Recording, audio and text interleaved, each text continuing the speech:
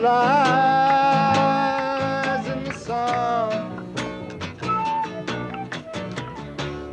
making love to everyone. Oh my goodness, coming down, Violet spreads his colors all around. You're in the process of starting a land co-op up at Nimbin, which grew out of the festival at Nimbin. That's right, yeah. Can you tell me how it all started? Well, the festival was a gathering of people, a lot of people who were concerned about the earth as their home, and they wanted to do something consciously to make the earth a better place to live, you know. And so they spent 10 days. Well, a lot of contact was made in those 10 days, and a lot of people sort of left and went home, but a lot of people decided they wanted to make something of the festival, or of the thing that happened, which, you know, is a thing that can spread everywhere. So a few people got together and decided they wanted to find land, and we got out and we found 1,000 acres of land.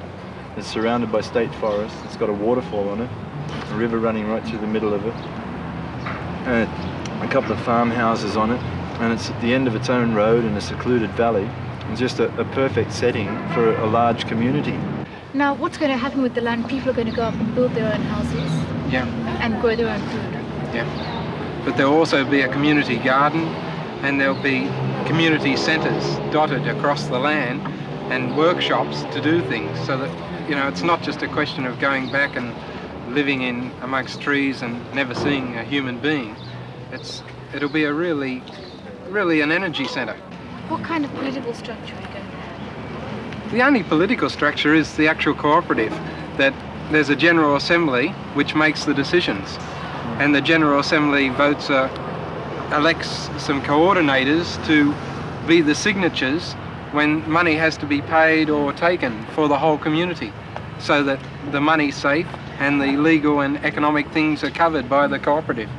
Up to this point, there's been an election of 7 of us on a board of cooperatives, and it's our intention to, when we call the first annual general meeting, all retire, and then a new committee will be elected, so that we can adopt right from the start a complete community spirit, so that the community is working as a community of 500 people and not governed by 7 individuals at all. Now, you're selling $200 shares in the co-op. If I buy a $200 share, exactly what rights do I get, and what do I get for the money? You get a share in the cooperative, and the cooperative owns the land, and you get voting power within the cooperative, or whatever those rules are. But basically you get to go up there and... You can go up there anytime you like. Anytime you like. And can you build if you build a want house. That'll be where the houses will be built, will depend on the community deciding, you know, the different issues like that. And that's about it. The rest of it, you know, you're free. You know, I mean, it's equivalent to 2 acres of land for $200, you know. But there'll be no boundaries.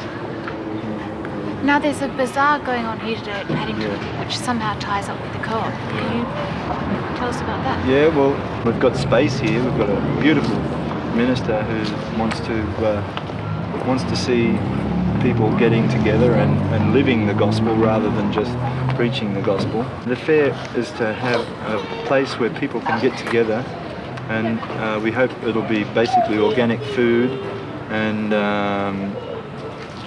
cooked food that people want to make, and also sort of handcraft goods, and it provides an outlet for the things that are made at Nimbin.